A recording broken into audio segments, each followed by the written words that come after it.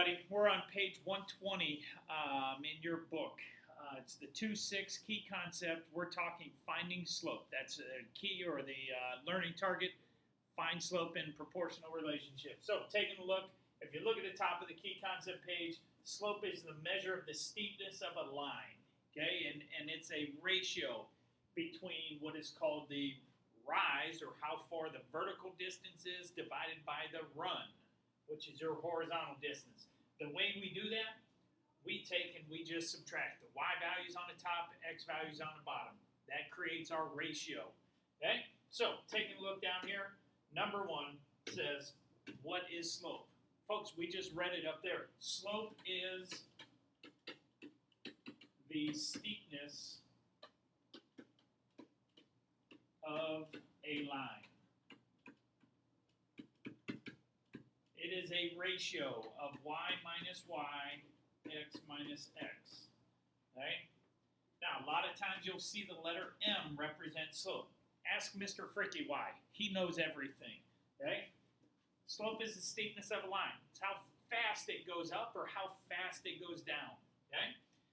Now, how is slope? If we look at question number 2, how is slope related to a unit rate? Slope, unit rate. Slope equals unit rate. Folks, when we talked about in lesson 2.5 finding the unit rate, that's the same thing as what we're talking about in lesson 2.6 and finding the slope. Okay? We are finding how much this line or this information increases vertically for every 1 unit horizontally. Okay? Let's see if we want to do number 3. Why is slope between any 2 points on a straight line always the same? Because that ratio, okay, the ratio will always come out to be the same. Okay? You'll see this in examples. It doesn't matter what 2 points you use on a line finding slope. It always comes out the same. Always comes out the same. Okay? So, let's go over here. Number 4 says, what is the slope of the line? Okay? To find the slope of the line, once again, folks, we're finding 2 points.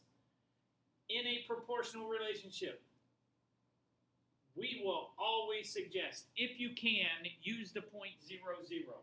And then we need to find another point. Well, you could use this point. You could use this point. Okay? Any of these. So, slope. We need 2 points. 0, 0. And I'll use this point right here, which is over 2 units, and up to 6 units. Okay? X value, Y value, X value, Y value. Once again, folks, it's easier if we take and subtract the Y values. Okay? Start with the bigger one. 6 minus this Y value, 0. Okay? On the bottom, we subtract the X values. 2 minus 0. Well, 6 minus 0 is 6. 2 minus 0 is 2. What's the slope? Okay, we can simplify 6 over 2 to be 3, or we could say 3 over 1. Now, what does this represent in this situation? We're talking about the cost of grapes. On our y-axis is price. This is our price. $3, okay, is our price for every 1 pound of grapes.